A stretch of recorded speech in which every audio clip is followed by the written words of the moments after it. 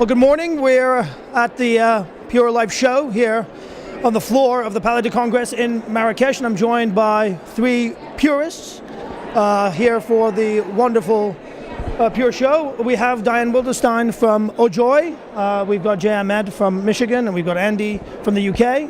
Who are going to be speaking with us about what makes the pure life. Is it monetary possessions, or is it personal possessions and accumulations and all that sort of thing? So let me throw it to Jay and ask you, what is your understanding of what makes a rich life?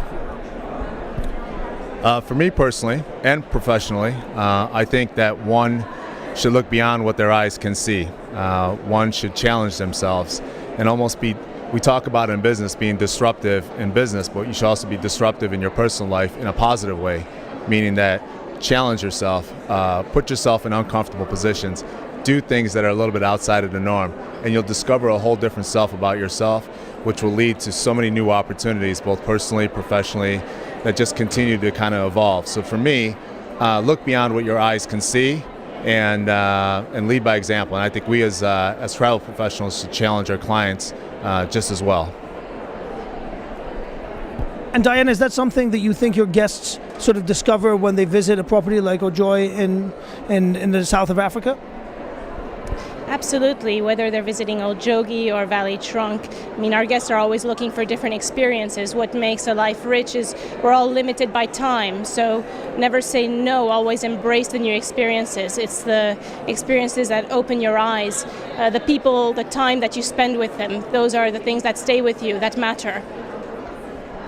And it seems to me, Andy, that it's in today's travel industry, it's more about these life-shaping experiences that's taking priority rather than possessions or five-star, or that matrix that perhaps was so present in yesteryear. Do you agree with that? Sure, I would. I used to be in investment banking before I was embroiled in travel. And I remember one incident, he's going to hate me for this, but I had quite a young boss who sent his stereo system back because it wasn't the same shade of red as his Ferrari. And, that's some of these things happen in life, and it really does cause you to think, well, where am I and what am I doing here and who am I doing it with? And I think something Jay alluded to, which was that life really begins at the edge of your zone of comfort, is important for us all to remember. It's all about experience, and you can get many lives into a lifetime. One of my personal mottos, if you like, is to rather radically change what you do every 8-10 years, but radically change. Do something you haven't even previously thought of doing, and then life starts again.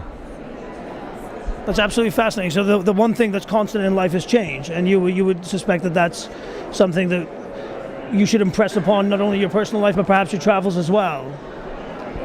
Well, I think you should challenge yourself, and I think you should challenge your travelers. People travel not just for a rest. They travel to be inspired. They travel for change. And Jay, let me ask you, do you think that that's what's happening now with some of perhaps your clients, that they're looking for something different that's going to challenge them in the sense of travel, going beyond something that's comfortable or the norm for them in the experiential sense? Absolutely. Like Andy, I came from the corporate world as well, too. And so for myself, when I fell in love with this business, I also wanted to lead by example. So it's one thing to challenge them, but I also wanted to show that I'm going to challenge myself, and we were going to do something very disruptive in a positive way for our life. One of the things that we've done, we love selling Africa, so we decided to pack up and move as a family to South Africa, into Cape Town. Took my 19-month-old, took my 4-year-old, and we immersed them into that culture, into that experience. And from a professional side, we went deep and wide, but from a personal side, we got to just have this incredible experience that we otherwise wouldn't have had. By leading by that example, it also, many of our clients saw what we were doing and really opened their eyes, and the impact was almost immediate. So for us, I like to say we're in the business of impacting emotions, and a good way of impacting emotions is to challenge our clients. We have an obligation to challenge our clients. And we try to do that by leading by example as well, too, by challenging ourselves. And that's a perfect segue to your property, which would seem to be having to be in a sort of a challenging project for you to have sort of brought that to fruition. Can you tell us a little bit about that as well? Yes, absolutely. I mean, first of all, I agree with everything that Andy said. I believe that we can have quite a few lifetimes in this one life, and it's good to get out of your comfort zone. And if you feel that you're on the wrong tracks, stop, get off, and change them. I know on the personal side, I have moved my 2 children around completely drastically, and the key is not to stay in your comfort zone and take the comforts that you're used to, but really embrace the new country, same as what Jay was saying, that you're in, and take it for all the experiences possible. So when we have guests, whether it's in Old Jogi or Valley Trunk, we really try for them to have all the comforts that they want, but also try to take them out there, experience something new, see it with new eyes, and it also helps us see our properties with through those same eyes. Yes.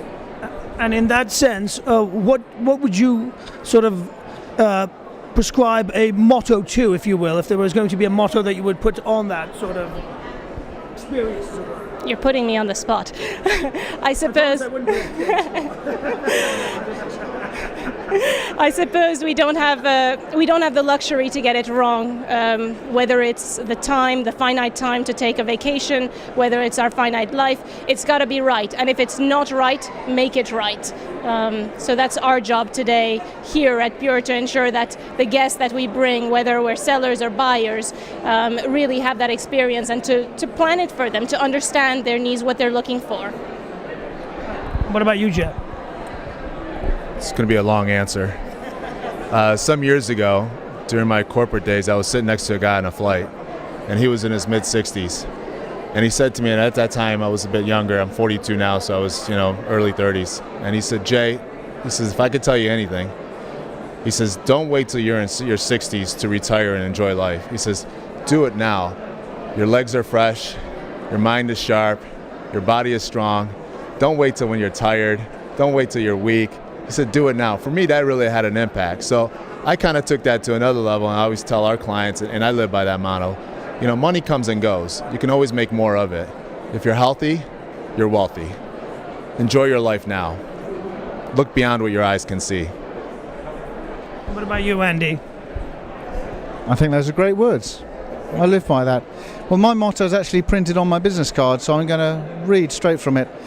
Everyone knows it, of course. 2 roads diverged in a wood, and I took the one less travelled by, and that's made all the difference. Robert Frost. And I think that sums up a lot of what we're doing.